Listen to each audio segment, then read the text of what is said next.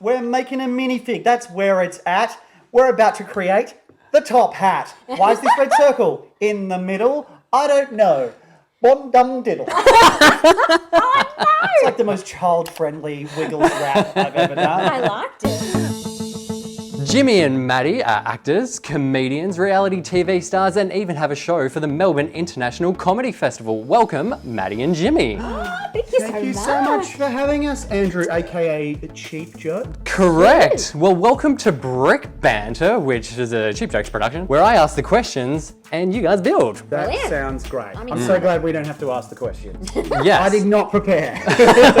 But I'll have a challenge for you today. So quite like your experience on Lego Masters, I'll throw a challenge at you and you'll have some time to build. It's not a time challenge. I was just going to say, is this going to go for like 24 hours? Because I have a barbecue to get to. Yeah, but we can edit around the barbecue, so great. you'll be Yeah, fine. Cool. I'll just come back and I've suddenly got like sauce on my face. Love it. Because you had a Lego themed wedding, I thought I'd give you a little bit of a challenge to relive the day. Ooh. So That would be great because I guess we were so pumped on adrenaline that it went so fast. So I'd love to relive the day. relive the day. Yay. Thanks to our friends at the Lego certified stores, I picked up a couple of brickheads. That's the best. That's amazing. Yeah, I know, but you have a barbecue to get to, so we've only got time to build one of them.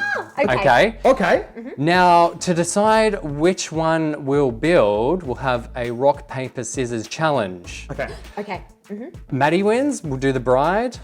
Jimmy wins, we'll do the groom. Brilliant. All right. Brilliant. One of one, on three. 1, 2, 3. Oh! 1, 2, 3. Oh! No! Groom it is. Okay, great. Not gonna lie, I Fantastic. do really appreciate the mo here, Andrew. That's Yeah, great. look at and that. you know what? I'm spewing we didn't have these for our wedding because we actually had a little Lego like cake topper, didn't we? With the Jess? minifigs. This would have been perfect. Yes. Exactly. I love Well, this. bonus with this one is you get to decorate yourself. You don't have to go with the mo. You can actually do the glasses, Brilliant. the I correct like it. skin tones, the correct hair. Are you Oh, saying I'm not tanned like this beautiful man? Very But true. there's a twist. This usually happens like 8 hours into the build. No, well, we're starting early. You're only allowed to build with one hand each. Ah! Oh my gosh, okay. So I'm just trying to think about which I'm going to use. Okay, great. get started. Are You've we got allowed to open- use the instructions? Yes, 100% allowed to use things. Oh, Oh, wait. come on. Come on, You've already lost a Jimmy. point. Oh my goodness. Here we go. Here we go. All right.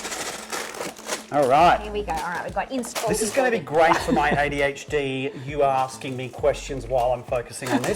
This is going to go so well. I like to start off by asking what toys outside of Lego people had while they were growing up. Jimmy. Oh, yeah. My family never let me play with toys. It Oh. was just rocks and sticks. I had to make my own dolls out of earth. Look, I'm a little bit older than Maddy, and so I was born in the ancient time of 1982. Right. Yeah, you can build while I talk. Great.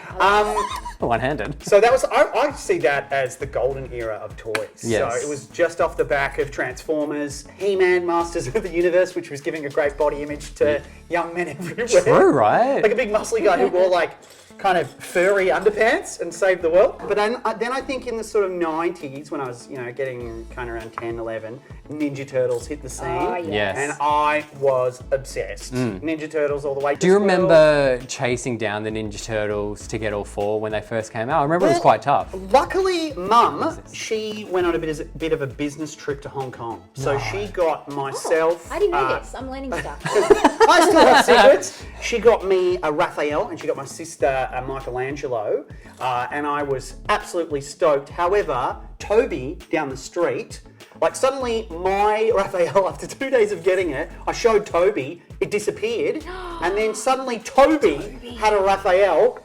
Hadn't come out in stores in Perth yet, which is where I'm from. I said, Toby, my. is that mine? And he just played it so cool. He said no, and then threw the Ninja Turtle on the roof. So clearly he wasn't guilty. This seems like such a Toby thing to do, though. So This is Toby. definitely a Like, Toby. think of Toby. every Toby you've ever known. You're like, yeah, a Toby would do that. Can I just stop? Is that a good colour tone Yeah, for me? definitely. Yeah, I think The that's... palest brick I can find. And it's still called tan, which is ironic. All my toy collections as a kid were secondhand, including Lego. So absolutely obsessed. But yeah, I'd say probably my favourite toy growing up would have had to have been Barbies. And I had this thing, me and my sister, when we'd play, I don't know why, and I think it's quite a universal thing, we'd always play with an American accent. Oh. It's just a thing we'd do. I don't know why. It was training you up for the It was future. It was Yeah. training me me That's up. how you for got the such a future. great accent. With the hand-me-down Lego, do you recall any complete sets coming, or was it just a... It was more Mix of a and match. mishmash. I feel like there was definitely a lot of space Lego in there, a lot of blue, a lot of red, a lot of grey. Yes. But yeah, a lot of wheels as well. So I feel like there was definitely some car sets in there. But that's where my love of Lego sort of came from. I Yeah. never really got a complete set till I did. later in life. I got It was heaps. more hand-me-down. Well, my mum tells me, like, as a little kid, I was like playing games and, you know, doing all the voices and making these little stories. And Yes. I actually was thinking about that the other day, you know, being a filmmaker and an editor. I'm doing the same thing, but just not with little toys anymore. Can I ask a quick question? Yes. Is that pink because it's the brain? It is the brain. So The brain. I believe all brickheads do that. They always Yeah, have a little I've always brain thought that. And I inside. thought, I love oh, is it. it just because they're trying to get rid of some of the pink, or yeah? I do like to think it's a bit Toy Story-esque though, that when we leave the room, they do actually come to life. Oh, That's totally. something. 100%. I find a lot of people who collect one thing, like Lego, always collect something else. They always have a secondary collection. I collect, well, it's not so much toys. Teapots? I do collect teapots. I wow. do collect teapots. I'm obsessed with tea. Stinky husbands? I've only got one of those, You've so only it's got a one, it's very not a small collection. But I also collect earrings. So I've got little Lego earrings. Oh, yes. Are you making your Is own that yet? hair? I'm not making my You're giving own. me hair? Yeah, I'm giving you blonde hair. Okay. You're living your fantasy right now. Living my best life. Jodie from season 2 of Lego Masters Yes. actually makes some, and she's sent me some awesome little minifig earrings. I haven't gotten to the point of making my own yet. Yeah. I do love creating. Why not get into the jewelry making? Well, it's not like you haven't got enough going on. You've just written a book. It's finally come to fruition. It's Yeah. hilarious to think because I wrote this book before Lego Masters season 1 even began shooting. Yes. So many, many years ago now.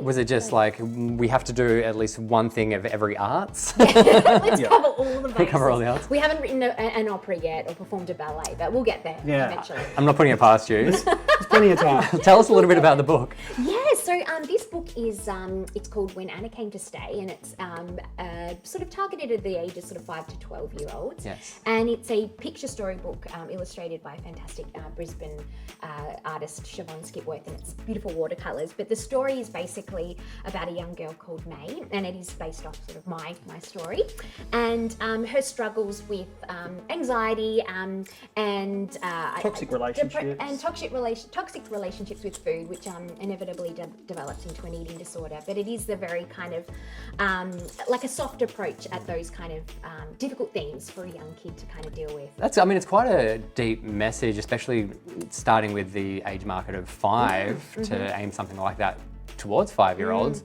Why a book over another sort of media platform? Books are so powerful, and I think, you know, even though this day and age we are so into technology and iPads and whatnot, I do think books are still very relevant for young kids. I personally started having issues with food around the age of 7, 8 years old. Wow. So You just don't think that. no, Yeah. you don't. And Jimmy and I both, we met working for the Starlight Children's Foundation, so we've spent a lot of time in children's hospitals, and I've seen just over the years the increase in young people and problems with eating and body image. So it just felt like the perfect medium to kind of write this story with obviously a message of hope at the end. With, you know, hopefully this is something that can be used as a resource for kids and their families, and you know, begin a discussion about that sort of stuff at an early age. How's the feedback been? Have you found that parents have found it as a good way to tackle that subject? I imagine it's not easy for anyone. Yeah, absolutely. So no, the feedback so far has been fantastic. It's literally just come out about 2 weeks ago, so it's still very fresh. Yes. But we have had I've had a couple of schools have it in their classroom already, That's and huge, yeah. it's been a great conversation starter. One school particular in Queensland had a young student admitted into hospital the week that they had this book in class with an eating disorder. So it was a real great conversation, you know, starter for these kids in the class to sort of wrap their head around a bit what was going on for this young kid. I guess with Instagram and social media, you know, back when you were growing up, it wouldn't have been as maybe widely publicised.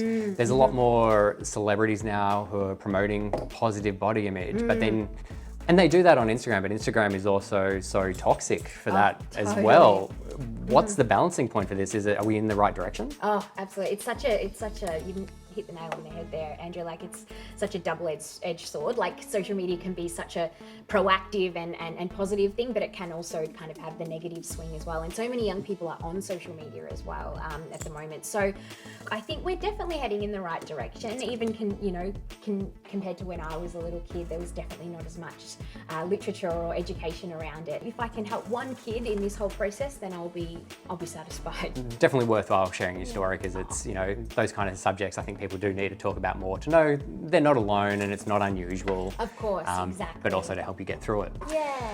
But let's talk about what you guys do now. So as we said earlier, actors, comedians, reality TV stars, voiceovers, authors. Just a couple of just a few things. If you had to choose one to do going forward, just focus on one solely, what one would it be? That is, yeah, really good question. I think I have really enjoyed the writing process, and I've really loved doing that. And I think for the future, I think another book is definitely in the works. But for me, I think acting is definitely number one. I'd love to continue sort of pushing that path, and I think working in a film would be amazing. There's some great opportunities coming up in Australia at the moment. I think we've got the industry's just really starting to thrive, so being in front of camera is definitely one of my favourite things to do. Especially with Marvel coming to Australia, even if I can just be like a guy in the background while Thor's doing something cool, and I'm just like, oh, look out! Like, that's bucket list, or being a stormtrooper in a Star Wars film. Yeah. Jimmy, I hear at the start of your comedy career, you do a lot of rapping and beatboxing. I do. Can you just rap to us where we're up to with the build? We're making a minifig. That's where it's at. We're about to create the top hat. Why is this red circle in the middle? I don't know. Bon dum diddle.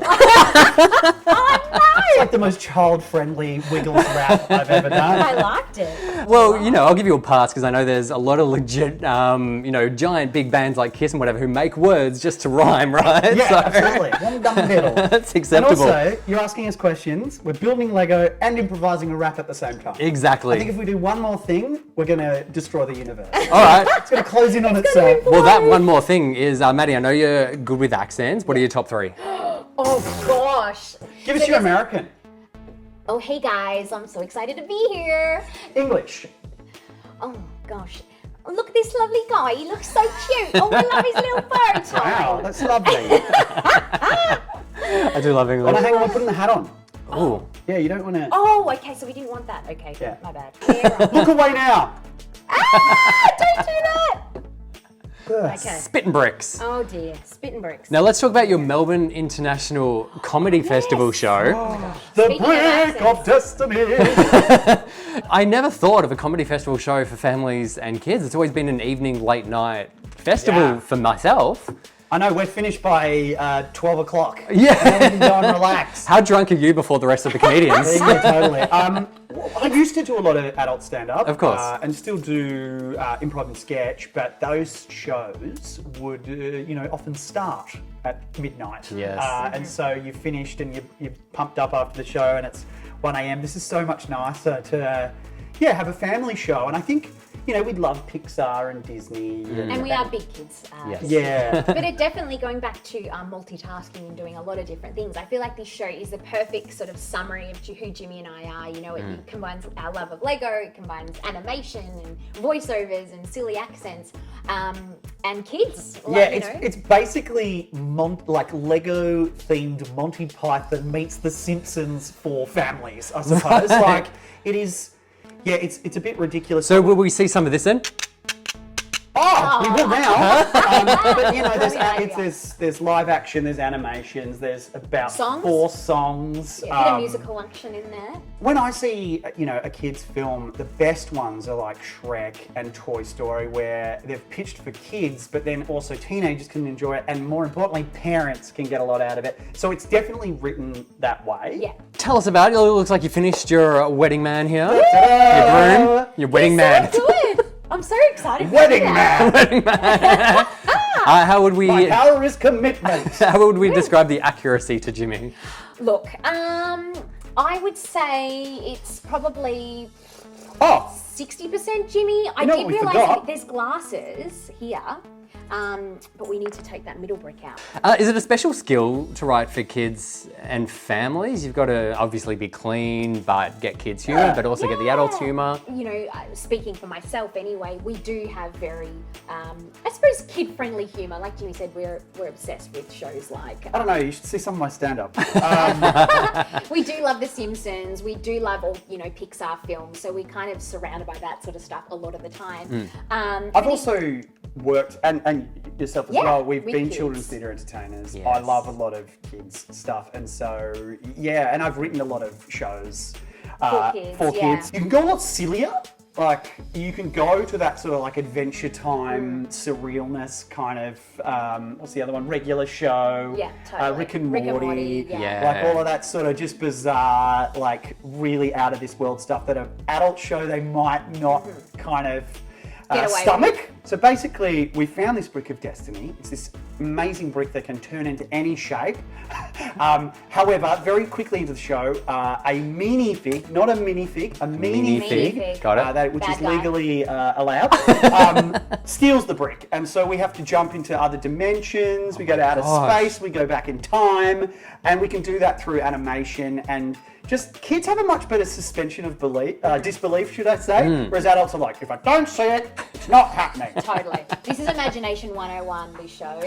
It's so fun. And I think, like Jimmy said, I do think that adults will really enjoy it. There's quite a lot of, oh, Jimmy, very good. Look at That's you. much more on kids. pretty spot on. If you did have blonde hair, if you did have hair, I feel like it would look very similar to that. Yeah, Very, very yep, there we go. Now it's Beautiful. spot on.